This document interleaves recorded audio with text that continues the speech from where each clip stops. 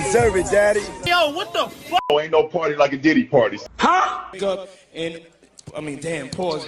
Back in the days when he was like 10 and I was a little bit older, his older brother, we used to fight over the Frosted Flakes. Why are you gay? I ain't even gonna lie, that last one ain't even that. Hey, yo, it's just the way he said it. It's crazy we just now getting this nigga. But I will say, if this shit stayed at just throwing these freak offs where a bunch of motherfuckers came together and just had orgies consensually, we couldn't really be upset. I mean, 100 bottles of baby oil is ridiculous. I've seen niggas use the same bottle of baby oil for at least 6 months, and that's a fucking understatement. But this story is a lot more complicated than just that. Diddy allegedly, and I'm saying allegedly because I technically have to, through these freak-offs where crimes like sex trafficking, forced labor, kidnapping, arson, and obstruction of justice would take place. I mean, he would literally force women to have intercourse with other people while he sat there and beat his shit. Which, look, if that's what you into, alright, go ahead, pop your shit. But it gotta be consensual, bro. Nah,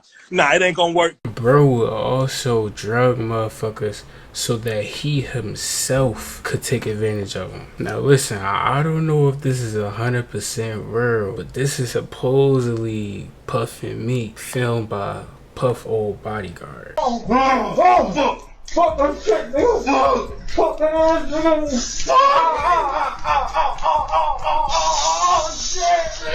All the champagne was spiked, son. Like, all the champagne was spiked. Everybody was passed the fuck out. I put my ear to the fucking door and I brought the phone. Balls slapping against ass cheeks. I heard niggas struggling to take dick. There's nobody believed that was really Diddy beating Meek back in. But now y'all motherfuckers believe the video, right? I mean, also the way bro interacted with young boys was just weird as shit. Like, this is Justin Bieber before 48 hours chilling with Diddy. So check this out, yo.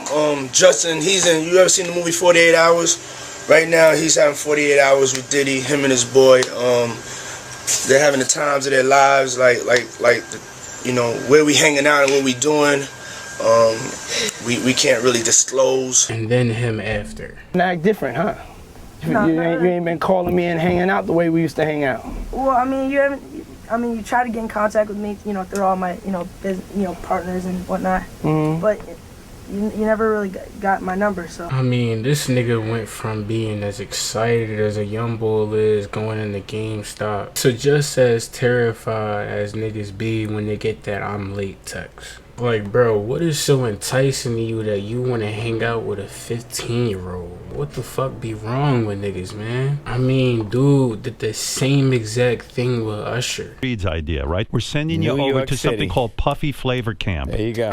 To learn Flavor Camp. Yeah, Flavor that's camp. what it was called. Puffy's place was like just filled with chicks and orgying like nonstop, right? No, not really. I mean, but hey, it was curious. I got a chance to see some things. Yeah, but you were 13. What were you seeing? I went there to see the lifestyle. That there were very curious things taking place. And I didn't necessarily understand it. Like, what possessed this nigga to think bringing a fucking 13-year-old around orgies and bitches naked was cool? Now, obviously, Diddy 445 is pleading not guilty to these claims. But when this particular piece of footage surfaced, it opened up Pandora's box. Against music mogul Sean Diddy Combs, grabbing Ventura and throwing her to the ground. As Ventura lies on the ground, Combs then kicks her twice and attempts to drag her on the floor, turns and appears to shove her in a corner. Moments later, he can then be seen throwing an object in her direction. I mean, motherfuckers, like I said, have been calling Diddy out for years because of his conniving ways. But these stories just made Cuz look deceitful and terrible to deal with and work with. But clearly, these claims barely even scratched the surface of what Cuz was doing. Come on, bro, this shit don't even really gotta go to trial for real. Look at how people not only talk about Cuz, but how they interact with him when they ain't within the same vicinity of him. All those in London that don't know what happens to the white man when he comes to a P. Diddy party. This is what happens to the white man. It's so unfortunate. You gotta pull back though, so they can see. Chris Lighty's wedding, he told me he'd take me shopping. I looked at him like, what the f What you just say? Let me move, man, before I do something. You gonna make me mess up the wedding. I like when you like this, Daddy. Yeah, where you put my bag? Daddy, I like when you it's right scrambling here, and scraping for shit. No. Why won't you party with me for your birthday, man? We partied for my birthday before. You came to my party. No, but me and you ain't never really party, you know what I'm saying? Like, what you mean, bro? That's another grown-ass man. Like, listen, if he like that, he like that. But, like, clearly, bro, not like that. So why are you still sitting here trying to be like that with Cuz? You know what, bro? Enough about P. Kelly. We know he did that shit. But let's talk about the other big problem. Or big problems. Now, throughout this whole entire video, you've seen a bunch of people who are clearly associated with Diddy. What if I told you that those people are probably even worse than he is? A wise man once said, a bystander is just as worse as a perpetrator. And recently, there have been hundreds of names connected to these freak-offs. Now, no concrete evidence has came out against these people, but when you got motherfuckers deleting tweets left and right, let's just say that some of these niggas definitely is fucking guilty. The main person being under heavy scrutiny right now is Mr. Hove himself. Like I said, there is no concrete evidence that Jay-Z had anything to do with the weird things that Diddy was doing and these freak-offs, but Jay-Z has a couple of weird moments for himself as well. Y'all see this picture of Jay-Z with Aaliyah when she was underage? Y'all forgot about Jay, huh? Y'all remember Fox Brown and Jay? Ain't no woman like the one I got. No one could love you better. Or something. Oh, then you said there are two ways to leave here. Either through the door with the deal sign or through this window, and we're on the 29th floor. That night, we didn't let her leave the office. Really? The 3 in the morning was when that contract got signed. So from the meeting around 3, 4 in the afternoon, we signed it by 3 in the morning. Carter is worse. Uh-oh. Oh, man.